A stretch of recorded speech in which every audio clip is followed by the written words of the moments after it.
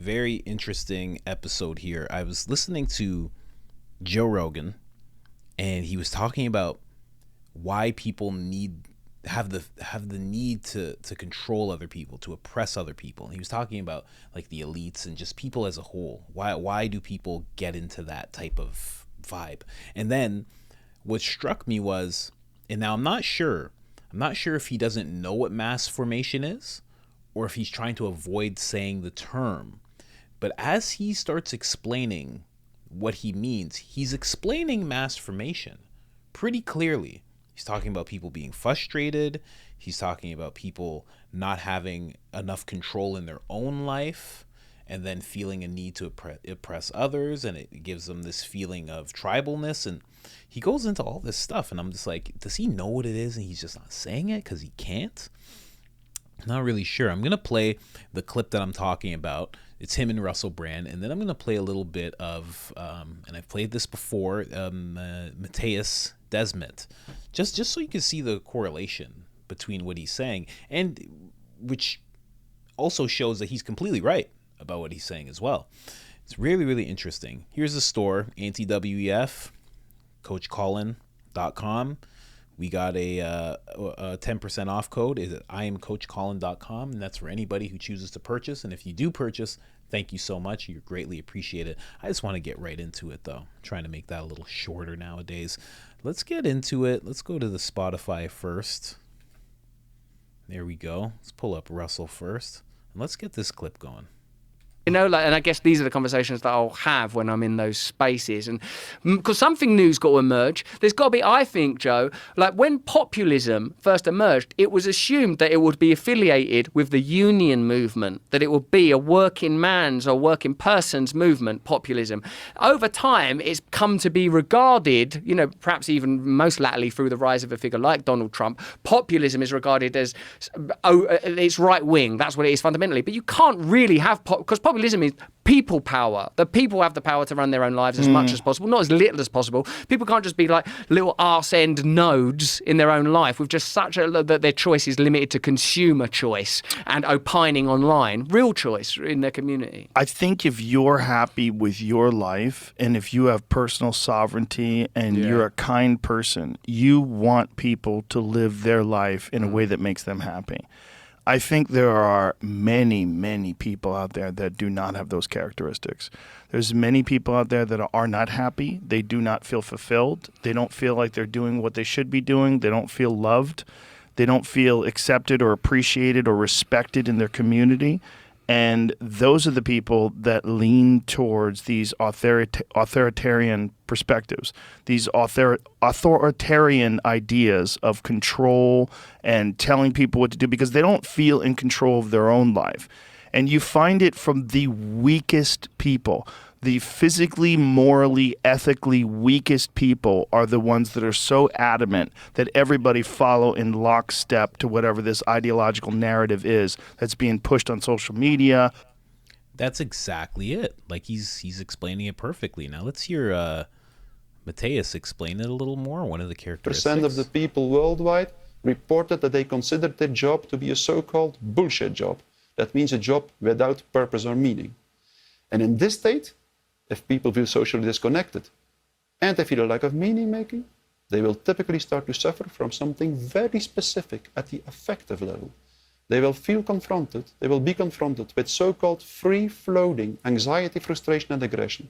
That means a kind of anxiety, frustration and aggression that is not coupled to a mental representation, a kind of anxiety, frustration and aggression in which people don't know what they feel anxious, frustrated and aggressive for.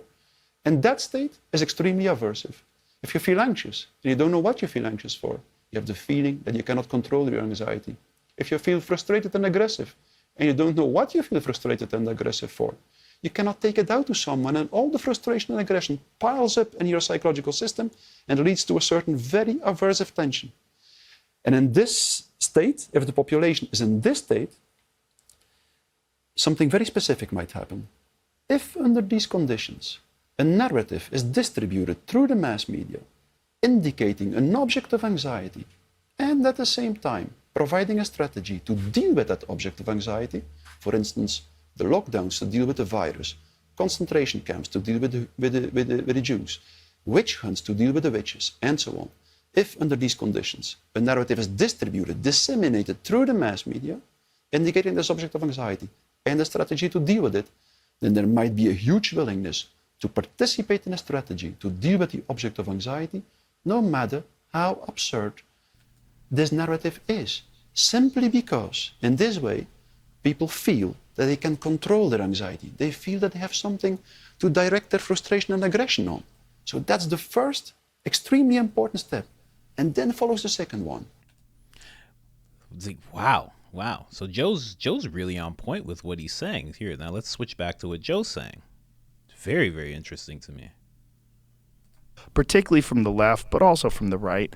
It's feeble, weak people that are very angry. The kind, successful, open-minded, ethical, moral people, they want people to just be happy.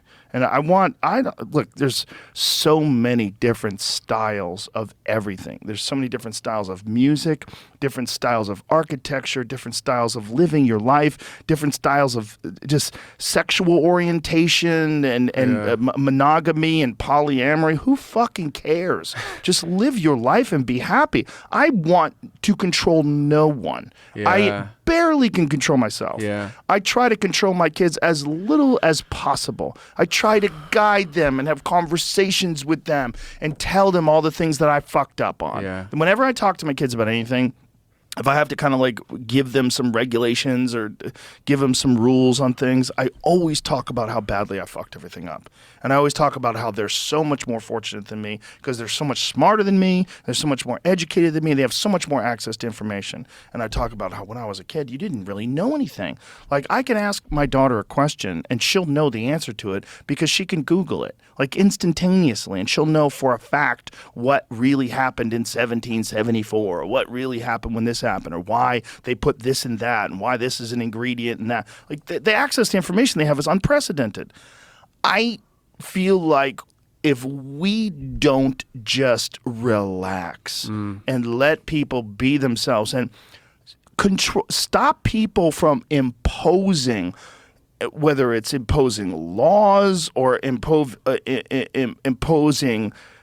behavior that we would like to see people exhibit, and if we don't stop doing that and just let people figure out what makes them happy, because some people are happy just fucking hiking. There's some people that just want to get up in the morning and have granola and go for a walk, and that's what makes them happy. And there's other people that want to lock themselves in an office and write a book, and that's what makes them happy. And there's some people that just want to go to the gym. They just want to have a good job and then take yoga all day. Fucking do whatever you want to do, but you gotta leave everybody else alone. And so many people want to control other people because they don't have control of their own life. And this is a characteristic that you see from the ideological left on social media and from the ideological right. You see it from the right with wanting to control women's access to abortions. You see it from, wanting to limit access to this country and immigration. You see it from wanting to restrict guns and wanting to restrict drugs. You see it from all sorts of different ways that people want to control people and control people's behavior. And that creates these ideological rifts, that creates these tribal sort of like mentality borderlines that you cannot cross. See, he's really explaining mass formation. It's really interesting. Really interesting. It just makes me wonder. It's like maybe he's not allowed to say it. Maybe that's a term that I shouldn't even be saying. I don't know. Maybe that's why I'm shadow banned. I have no idea. But it just seems it's very, very interesting. And he's 100% right. Like, it's always the weakest people. Always. You never see strong, assertive people who want to control people. It's people like that control situations. They'll step in and assert themselves and get things done, but they never want to control people to the point where it's like, you can't do this and put that thing on and put that back on and cover your nose with that mask. And it's never the strongest people doing that. It's always weak people taking advantage of a situation. And that's why, even though a lot of the restrictions that were going on for years were so silly, there were some people who were just willing to get violent about it because of the whole thing of mass formation. I'm going to play just a little bit more of Matthias talking about it. I know some of you have already heard it, but it's just so interesting. It just correlates so well with what Joe was talking about. Which is the really dangerous step.